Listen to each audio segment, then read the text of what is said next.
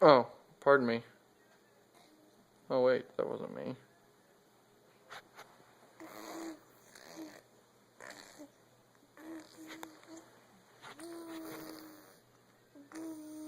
It's Emma.